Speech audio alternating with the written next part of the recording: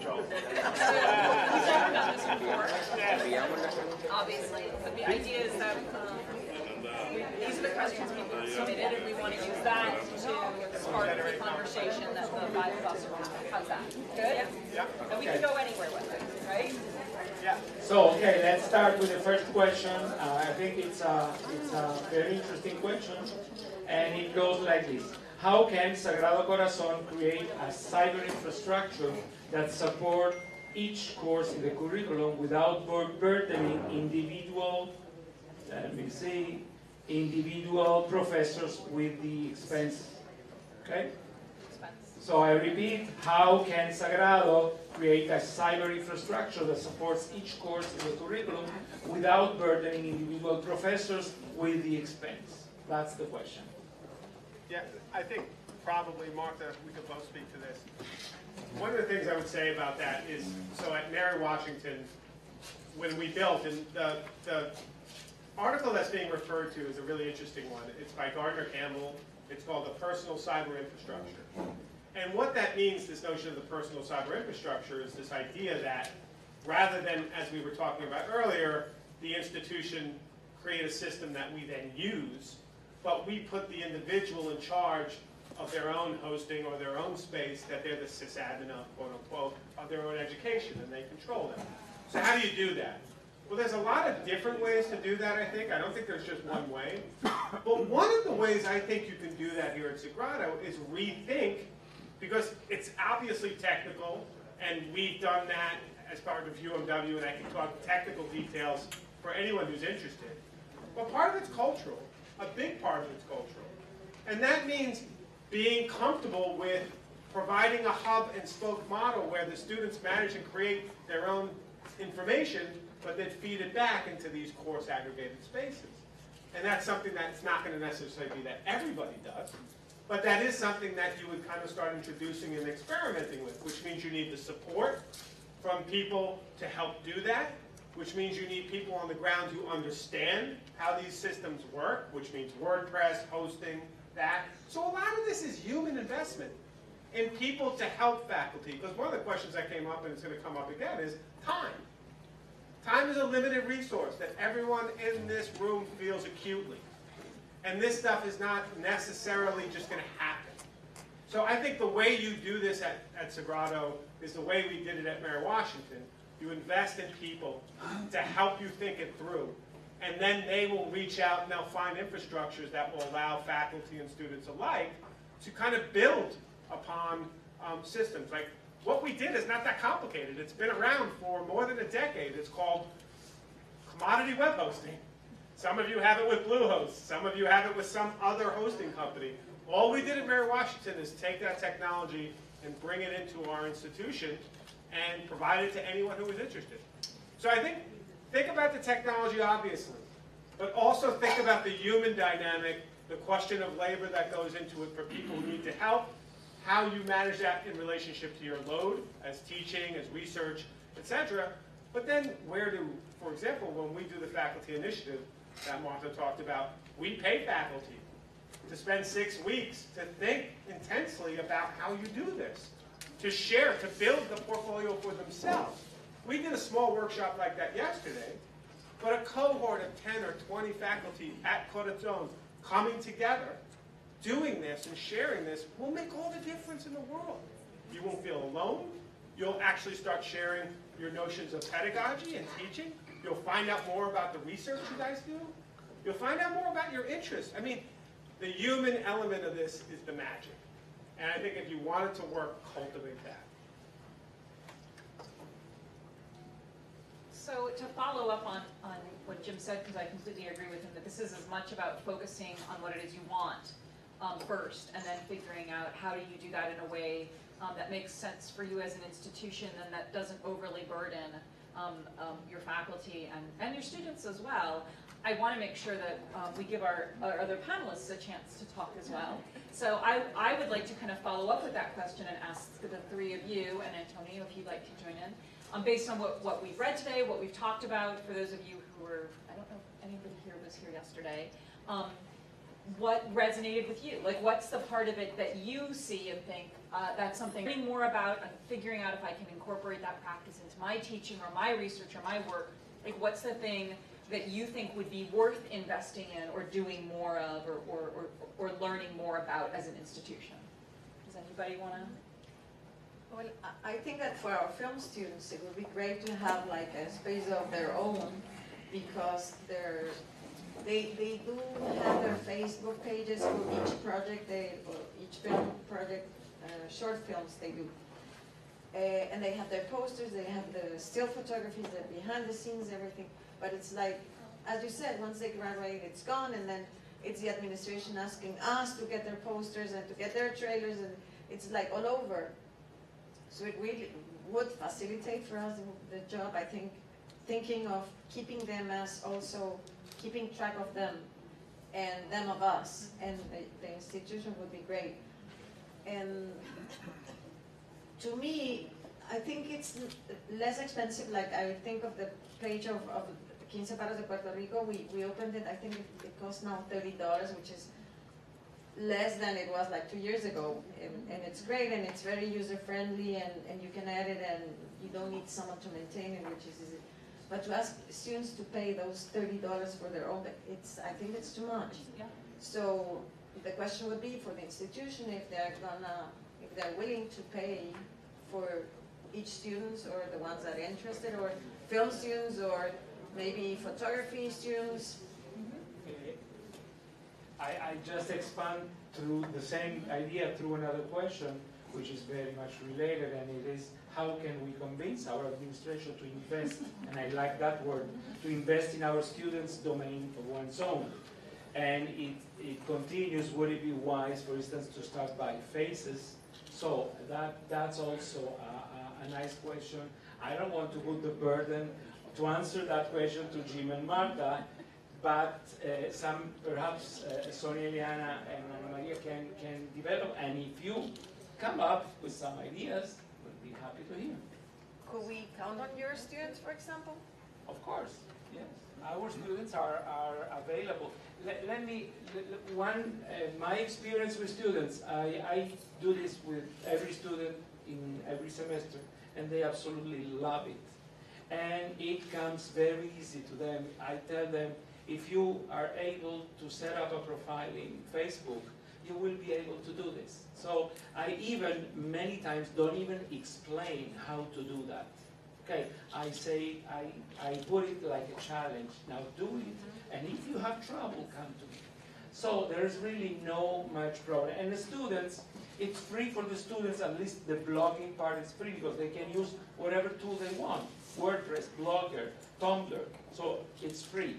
The point that is not free is the domain. So the university should set up a server or a space doing that stuff and giving that domain for free to students, and the hosting space for students too. And to faculty, because let's not forget that we are an essential part of that component. Okay, so the students are the center of our universe, but we need to, in order to put them at the center of that universe, we need to oil some wheels, and we need to create those spaces that are so helpful to create an identity for students.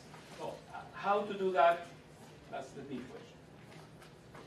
Did you want to say something? No, there was a question at my table. I don't know if they wrote it, but it was, do you have any policies of what students can write about at the university? Yeah.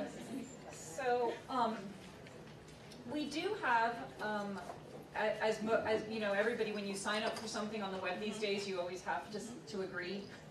And of course, we all read those very quickly and print them out, and we file them away so that if anything happens, we'll know what our legal recourse is. No, we do. So we do have kind of an agreement that students have to check off on when they sign up on Domain of One's Own, and they don't read it, I'm sure. Basically, that legalese, the idea of that is that they have to abide by certain community standards that we already have at the university, and that those have to follow through to their behavior online. So we have a strong honor system at Barry-Washington and culture of honor, and so that's, I think we're able to a certain degree to roll that into our understanding of what this space is. But I will also say this. We've had UMW blogs now for 8 years. I think we just finished our 7th or 8th year with UMW blogs. And when we first launched that, people's concern was, what are you going to do? Students are going to say terrible things, and it's going to be public, and it's going to be associated with us, and this is a horrible idea. We've had almost no real incidents of that happening that have been reported to us in UMW blogs. We've occasionally had instances where students made bad choices, right? They didn't do something really egregious. They made a bad choice about the tone that they used, about the language that they used, and we intervened and we spoke with them and we talked to them about why that wasn't appropriate and we asked them to remove it. And 2 things. My argument is that our students are living online. We have no choice in that matter. They are out there, they are online, they are going to be living online more and more. We have their backs right now while they're here, right? We can help them while they're here to understand what that means and to figure out how to make good choices. Once they graduate, we have no control over it. So closing our eyes, covering our ears, saying we're not going to deal with this because they might do something wrong, I don't think that's serving our students. It's our job while they're here to help them understand the world they live in and help them to understand how to live in that world. And so, is there a risk involved with that? Yes, there's always a risk involved with that. But if we approach it as a teaching opportunity and a learning opportunity as opposed to a policy issue and a governance issue where we need to stop people from doing things, I think that comes at it from a completely different direction. And then the last thing I'll say on this point is the students, I think the reason why we don't have students doing what they do on UMW blogs and Domain of One's Own that they do on Yik Yak or YouTube is because this isn't anonymous. We know who does what on Domain of One's Own. They may pick a domain name that doesn't include their name, but I know who owns that domain. I know who owns every UMW blogs account. And to a certain degree, they get that. They absorb that. They understand that this is a space associated with their position at the university, and the choices that they make here reflect upon them in our community. So, any other? Yes, I'm a little bit paranoid. I'm a Snowden fan, so you can follow me. What I'm concerned is what kind of information does the university server collect from our students? They will know that because we know that every server has analytics, how many people punch that page and everything, with whom they connect, the IP address they connect to each other. That's something that I just want to know, and if they know, that would be a great idea to orient them. Give them some orientation. Orient them is like Puerto Rican word, right? In that way. And the other question that I made myself is, are we just providing a template, or they have access to the cPanel and to Fantastical, which are other platforms that they can choose Drupal? Yes. Or, Yes. okay. And then, what kind of language we have to teach them? Do we have to teach them PHP, JavaScript, because they have, I'm coming from communication, and they're surprised that some photographic student and tell them, you have to take an audio class. White audio, right? So we're living in such complex world that we need to know not only our subject, but also technology. And to do that fusion, that's some kind of taking more and more time that I don't want to get them bored or not interested in my area field.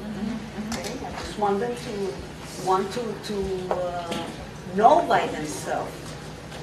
I believe that my purpose in that classroom is to stroke their imagination to give them the power that they can learn by themselves, that they don't need. And I think that's the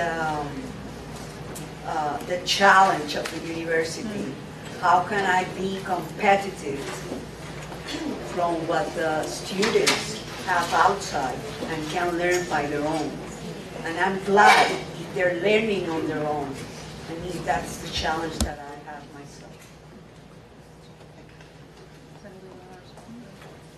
I have thoughts, but I'll- Okay. Yeah, yeah. So, I think those are great questions, and I think that question of what's the balance you strike there, because domain of one's own is a really, it's kind of the wild, wild west in terms of what we're giving our students technologically as tools. There aren't a lot of there are some limitations, obviously, there are some technical limitations, but there's a lot fewer limitations in terms of what they can do there than most other spaces they work in. And so, how do we strike a balance between giving them freedom, but also empowering them to actually be able to do something with that freedom, to not be overwhelmed by the technology, to not start down a path where they're not going to be able to be successful with the technology.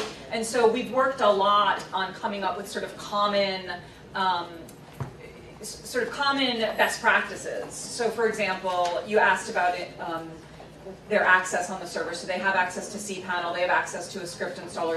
It's not Fantastico, but it's similar. The vast majority of our users install and use WordPress. We use WordPress heavily at Mary Washington. We know it very well. Our students at this point know it pretty well because they've encountered it in so many contexts. It's a very flexible, extensible system, so we can do lots of things with it. But we don't tell students that's what they have to use. If they want to install Drupal, if they want to install MediaWiki, that those are all possibilities that are out there for them, and we don't restrict them. We may, in our classes, make choices, though, that are more narrowly defined, right, about what tools we want them to use and how we want them to use those. But the other thing that we do, starting last year, is this new center that I run at the university called the Digital Knowledge Center, which we really needed because, in part because of Domain of One's Own, because in our division in teaching and learning technology, student support up until the center existed was very ad hoc. We would go in and do demonstrations in classes, and we would try and help students that way. They would then email us or stop by our office if they needed help. They might go to their faculty member if they needed help. Some faculty members felt confident about providing that assistance. Many did not, so they would just send them to us. And so it was kind of catch as catch can in terms of helping students use this. Well, then Domain of One's Own was launched, and we realized, well, now we own the wild, wild west here, and we've got to help students navigate this and use it, and how are we going to do that, right? Like, sometimes they need to be able to edit PHP, or at least HTML and CSS, and their faculty member doesn't know how to do it, and I don't have time to sit with 30 students from just one class to help them with that. So we launched the DKC, which provides peer tutoring. So I have a staff of students who work to me. We're open. We have a center where students can walk in or they can make an appointment. It's modeled very much on our writing and speaking center, which also it's kind of project and assignment-based tutoring. So that it's not like a tutor who's assigned to you for a whole semester for a class. I have this website I need to build, and I'm stuck on this, or I need somebody to orient me to WordPress, or I need to figure out how to install WordPress. They make appointments, they come in, they work with tutors. It's been incredibly successful, and it gives our faculty members a bit of a safety net when they want to take on these projects. They're not so worried about, well, what happens when my students get stuck? What do I do? I can't help them. Well, you send them to the DKC. And I'll tell you my real objective with the DKC, the first mission of the DKC, is to provide tutoring and to help students get the work done that they need to get done so they can be successful in your class. The real purpose for me, like the hidden mission of the DKC, is to change the culture of our institution and to help students to demystify technology for students, to get them away from thinking that it's me, the magic person who works at the university who knows how to do this, or this faculty member, or even it's really smart students who know how to do this. Because I always tell my tutors the most powerful moment in a tutorial is when they can't answer a question, When a student asks them something and they don't know the answer, that's when they and the student have to work together to find an answer, and they model for the student how they find answers to questions they have about technology. And in those moments, we shift the minds of our students and we shift our culture to start to demystify technology and start thinking of it as something that we all can do if we put our minds to it and we develop these skills. Anyone else? Oh, you. Oh, sorry. Do you have somebody else? Somebody can want to say something? Okay, there's another question. I mean, all questions are very interesting, and we'll try to cover them all. Some have already been sort of answered. Now, there's one that I would like to propose. If students are going to upload rich content like video and images directly from YouTube or Flickr, how can we orient students on this kind of copyrights law? In providing the hosting, no, sorry, that was the question, okay. Yeah, I should probably talk about copyright, because I'm the most responsible. Back in 2013, I lost my YouTube account for copyright violation. I've since sought help. I'm getting better. I don't violate as much copyright anymore. But it's hard, because I really like to violate copyright. I actually think it's our right to violate copyright. I think we should violate copyright. I think that if we are pretending to be cultural institutions that are like, let's use it for example. You know, say you have the most famous novelist or poet from Puerto Rico, and you couldn't quote X amount of his or her work. Right? How would you feel about that? If it was a novelist, you'd freak out, right? Like, what? We can't critically interrogate our culture? But when we say that with photos or videos, everyone's like, yep, sure. No? You can't critically interrogate media, TV, video, audio, the landscape within which we're immersed? And it's funny because YouTube finds itself in this weird position of being a constable of copyright. You don't really get sued, right? They just shut down your site. And it's this weird limbo where we've given an advertising company full control over our culture. We live in an insane world. And we don't have a copyright law that deals with it intelligently. So I'm not saying you go out and tell your students to break copyright. You do what you want. But what we find is great about this platform and just, you know, the course experience in general is that we have a conversation about it. I don't care if they agree with me or not. I'm not a copyright lawyer. I'm not telling them what to do. But I take it very seriously that our role as academics, if we call ourselves that, is to interrogate the culture within which we live.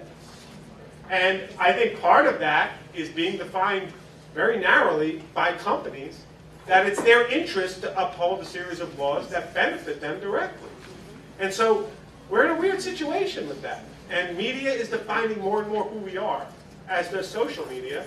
And so I think that that's something that the university should not define for you. You and your students should define it as a conversation that you work through. I think one of the, and just to follow up on that, that question was asking specifically about embedding from YouTube or Flickr. And so this is what's really interesting. I'm not a copyright lawyer either, but this is my understanding of how this goes down. When you embed media that's served somewhere else, you're not violating copyright. And that right there is why our copyright law is broken. Because on face value, the experience of that is no different. But technically, it's different, and as a result, legally, it's different. And if nothing else, I think these are conversations we should be having with our students, because they don't understand this at all. They think if it's on the web, it's public domain. That's what they really believe. I mean, I've talked to faculty sometimes who think that, actually. So having this conversation so people are thinking about this, so we can start to have an intelligent conversation about how we're using our culture, I think is really important, too. Yeah.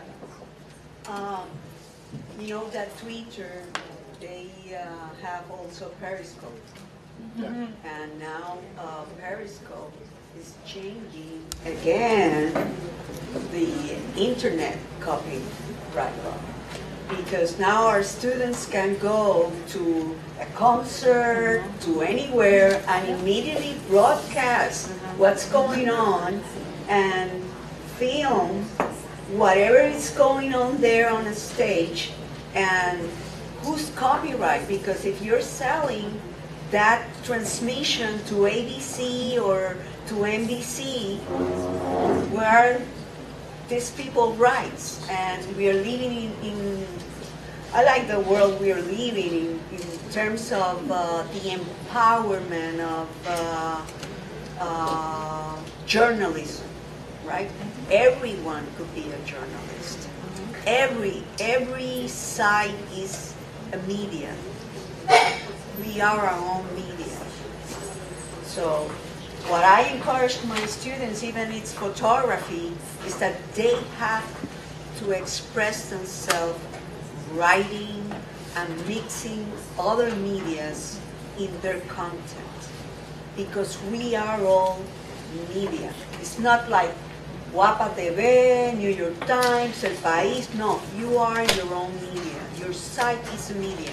And what is in that content is what makes you on the first lines of the Google Analytics or not. But I'm worried about Periscope. It's very interesting what is going on. I would love to respond to that. That's great. Okay. No, after that.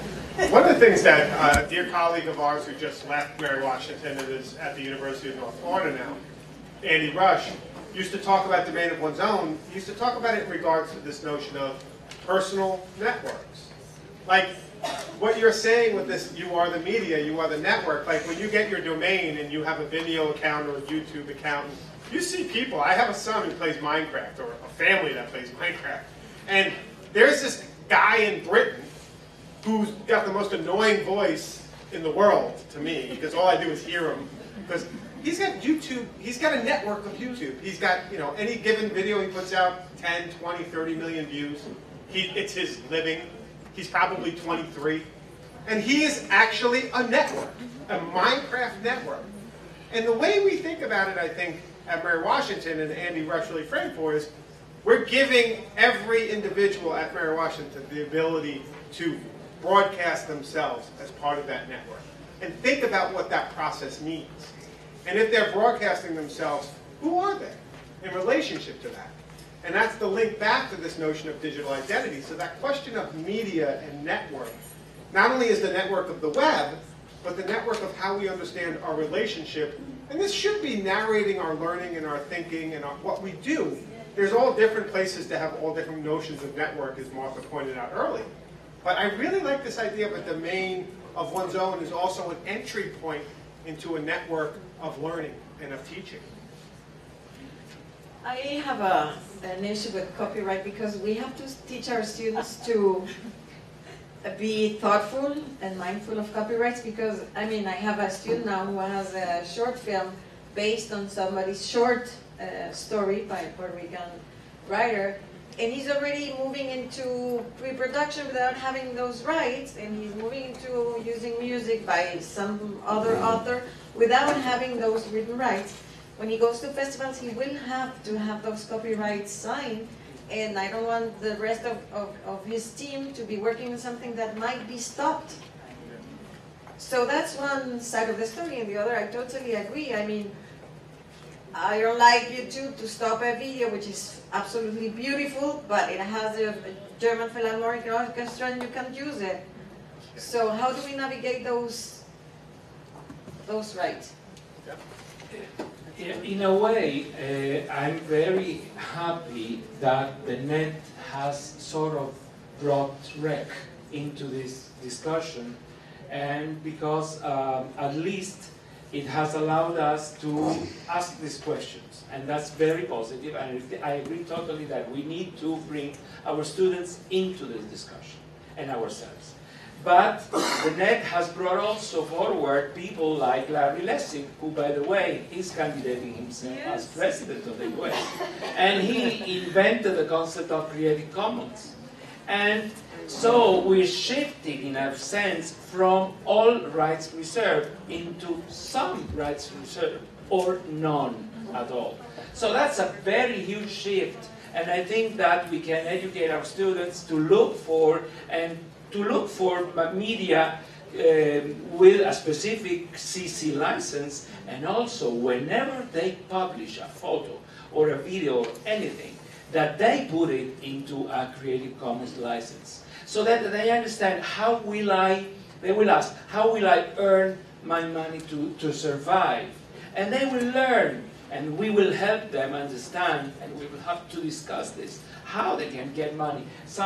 Martha talked before that an artist probably will have a hard time finding money to survive in this society. So these are questions that need to be asked. How will I, as a photographer or as a filmmaker, make some money to live with it, and at the same time give society and give people the benefit of sharing my own work? That's not an easy question. I'm not a lawyer either, but I think that we must discuss that.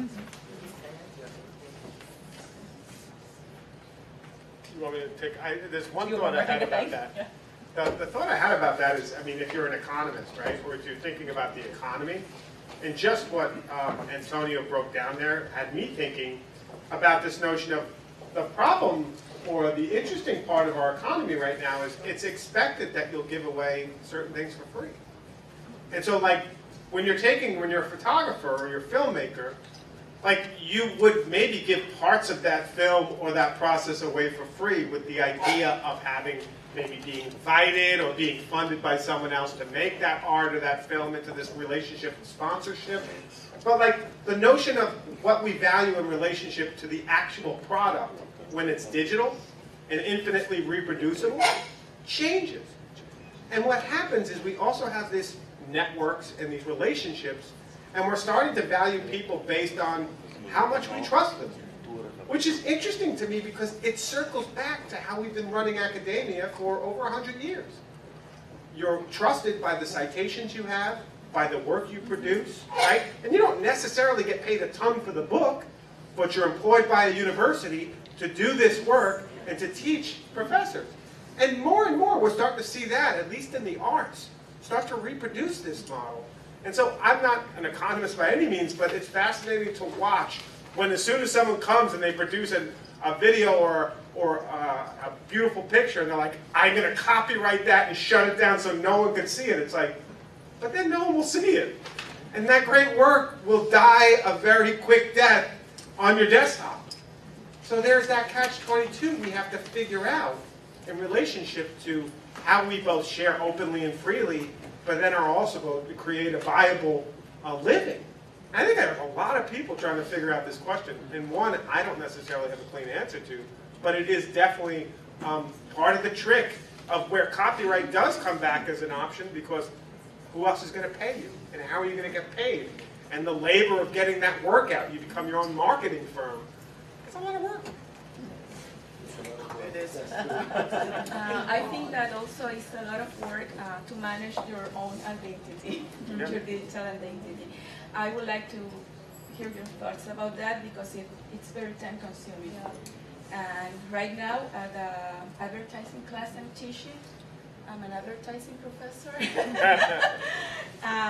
We are constructing the digital identity of our advertising program. And we are a group of 12, 11 students and myself. And it's very time consuming. We are using Hootsuite to publish in various sites and social media. And I'm using it for myself also because I have a blog, I have Facebook, Pinterest, Instagram, two Twitter accounts.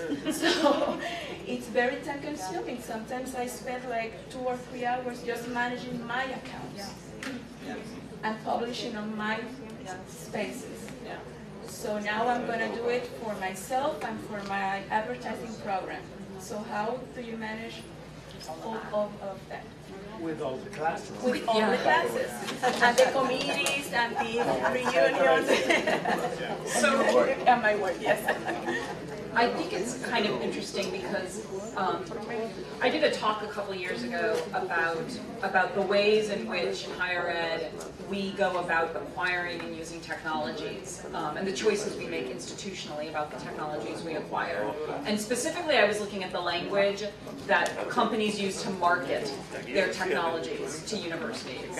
And it's really interesting. Like if you've ever looked at like an ed tech magazine or journal and you read the ads, and you look at, and read the language of those ads. So you're in advertising, so this resonates with you. So you read the language of those ads. The language of those ads is not the language we use to describe our practice of teaching. The language of those ads is a language about efficiency. It's a language about business. It's about a language about making ourselves do more for less. All ideas and concepts that really have nothing to do with teaching and learning, right? Now, the people who are making those decisions tend to be administrators, not teachers, and unfortunately, at many of our institutions are administrators. This isn't true of every administrator. We have some administrators who are very academically inclined and minded. Very often, particularly like say maybe in the IT department, you might have an administration that isn't looking at technology that way. So I guess one of my responses to you is I think we've been sold a bit of a bill of goods, which is the idea that the technologies that we adopt, the point of those technologies is to make our lives easier and to make us more efficient and to allow us to do more in less time, for less money, hopefully, because the institution always wants to spend less money. And I think we have to disabuse ourselves of that, and we have to accept that technology doesn't always do that. There are times, you know, we probably can all think of a technology that's made our life easier. Washing machines, for example, the technology. Thank God for them. I mean, I hate my washing machine, but thank God I have it, right? But the technologies that we're talking about they're not easy. They take time. Now, that said, I think there are sensible ways of approaching it to mitigate what the impact of that is. And so, for example, and this doesn't address your situation specifically, but for example, when we're working with faculty on incorporating technologies into a class, very often, you have to approach it somewhat as a zero sum. You know, as opposed to this always being yet another thing you're doing, yet another thing you're adding. It needs to take the place of something. It needs to substitute in for something. So maybe it means looking at your class and saying, how can I integrate technology into something I'm already doing and still achieve the goal through a different activity, a different assignment, a different project that's going to use the technology, but that won't be doing some other thing that we were doing in the past. So that you're not turning your class into sort of like what it was plus another, exactly. And trust me, I know how hard that can be. But I think that's one way of looking at it. And the other way, I think, is that you have to ease yourself into it. You know, you have to, you can't bite it all off at once. You got to try a little, okay, master that, and then take on the next thing.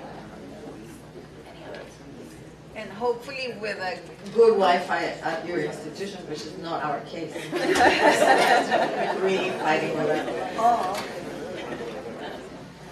Okay, well, that's great. And if anybody has some point, please go ahead. We have a few minutes left, and we promise we'll finish as scheduled as well. So, an interesting question or set of questions is the following. Is it wrong that I'm not terribly worried about privacy? I figure out that NSA already knows what I ate for breakfast. And that's one. And the second connected to that is the government a watchdog or an Orwellian participant? How many minutes do we have? 10 minutes. 10 minutes. Yeah. I'll speak very quickly to the NSA thing, because I completely understand this, because I actually don't feel like there's very much in my life that I'm uncomfortable sharing. But I've kind of had to open my eyes up to this a little bit. So I'll tell a quick anecdote. I showed you that website, marthaburtis.net, which is kind of my landing page. I didn't have that for a long time. I built it when we launched Domain of One's Own because I needed an example to show students of what they could do. So I built that. I was really proud of it, and I showed it to my husband.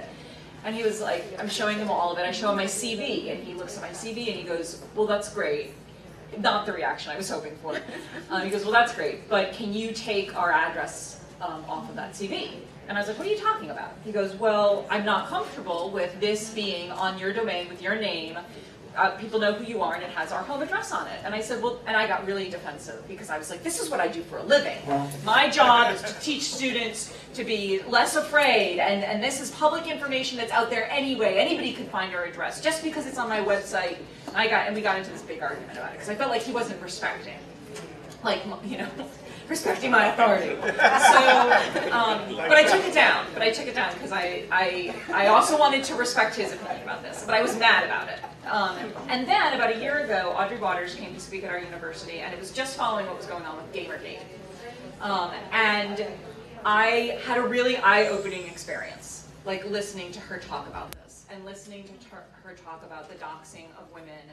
So I don't know if everybody knows what doxing is, but that's when, so Gamergate involved kind of a backlash against women who were talking about video games and video game culture, and a group of, we assume primarily men, who took offense to a woman having this voice, with women having these voices, and also had problems with, ostensibly with things that they were doing or saying.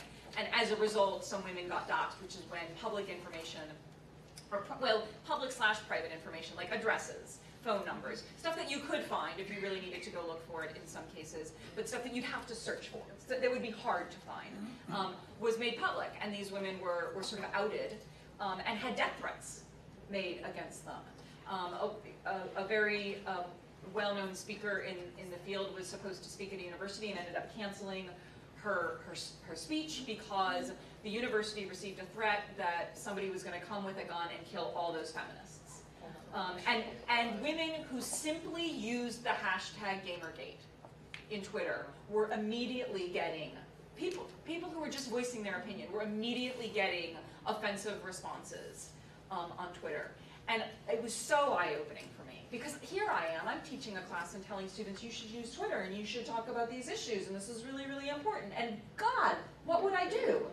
You know, if a student got embroiled in a conversation and ended up feeling like they were being, threatened. And, you know, we can have a whole conversation about virtual threats versus real threats, but threats are threats. If a threat makes you feel scared, it's a threat. So I've really had to like reevaluate that whole question. So do I really feel like I have much to hide? No. But should I assume that everybody feels that way? No. And do people have legitimate reasons to feel that way? Absolutely. And so it's not just about protecting ourselves. It's about protecting everyone. It's about protecting those people who are vulnerable and who don't necessarily have the power to do anything about it. So I think we need to be vigilant about that culturally, because this matters for us as a society, not just to us as individuals. Yeah, and I would add to that, beautifully said. I would add to that, one of the things that didn't play was the Edward Snowden video. One of the things he said about this is, you know, we don't really consider, and I kind of really agree with the person who asked that question. On my worst days, I'm like, really, they have it all, and I'm defeatist and whatever. On my best days, it's like, they have all this information, and right now we trust, to some degree, the federal government. Probably you hear less than us, but like there is this notion of trust, maybe. But, you know, we saw what happened in the 20th century. Governments go bad, and they can go really bad. And if they go really bad and they have all this information about us, where does that put us? It puts us between a rock and a really serious hard place. So I do think it's important. And I think maybe less important on the individual level, but certainly important on a broader discussion about a culture. Where do we start instituting? You know, the American Civil Liberties Union with that video was trying to make a point. And the point was, this isn't should be what we expect. This should be a nightmare scenario we resist. And where that resistance comes is a question. And I would hope, although we're not seeing it, but I would hope that would come from universities. Because that had been in the 60s our idea of what universities were. Places of resistance. Not so much anymore. You know, when you have 75%, you know, part-time labor in America, which makes up the university system, it's harder to feel resistant. So this is a system that has systematically, for 30 or 40 years, tried to make these things more and more difficult to enact and to kind of, you know, activate around. And we're seeing that with the kind of slow, deleterious attacks on tenure in the U.S. And what's happening in Wisconsin will not be the last we'll hear it. So this is a real problem. Yes, should you be concerned about that? Absolutely. Along with everything else. So pick your battle. Climate change, is it bad or what is it? I don't know. Change, copyright, privacy. Yeah, there's so much. I mean, the Gamergate, you name it. Yeah. Well, just one last question. That's connected to the media ecology that we're talking about. And then we'll shut down the panel. Will video and audios we place on Facebook be, and we may extend that to other platforms, be searchable in the future? I think that's an interesting point. Can I will repeat the question. Will videos and audios we place on Facebook be searchable in the future? You mean that we can find them? Yes, Go I back guess so. and I the didn't word ask the searchable question. After what you said, I'm a little bit suspicious with the word searchable. Yeah, I mean, the searchable may mean, are you going to be able to search for things people said in a video, which is another really interesting question. Did you have a response? I mean, Anybody? I think they already are. Yes. Like, I don't even think, like, will that happen? I think it's happening. And it's happening to the point where you can search videos based on what people say in them to some degree. So that's the whole thing. I love the whole future, the present, future, past, right? Like, it's completely blurred. Like, we live in a world where what we thought was scientific or science fiction is now, and it's weird. You're all walking around with it in your pocket. Yeah. And like, we take it for granted. Like, science, the future is now.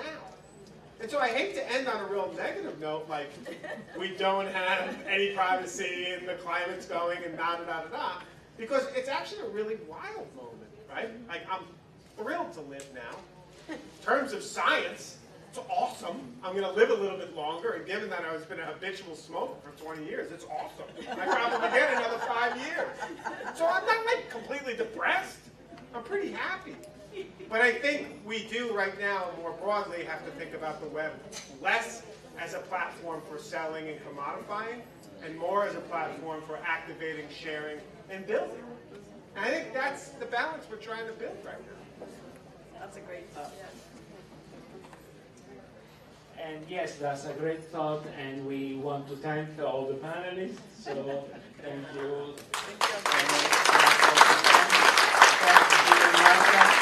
And thanks to each one of us today. I think it's been a great time and a great moment for sharing ideas. And well, let's stop it here, and we'll cut the video feed now. And let's have a good afternoon and good bye-bye. Thank you very much.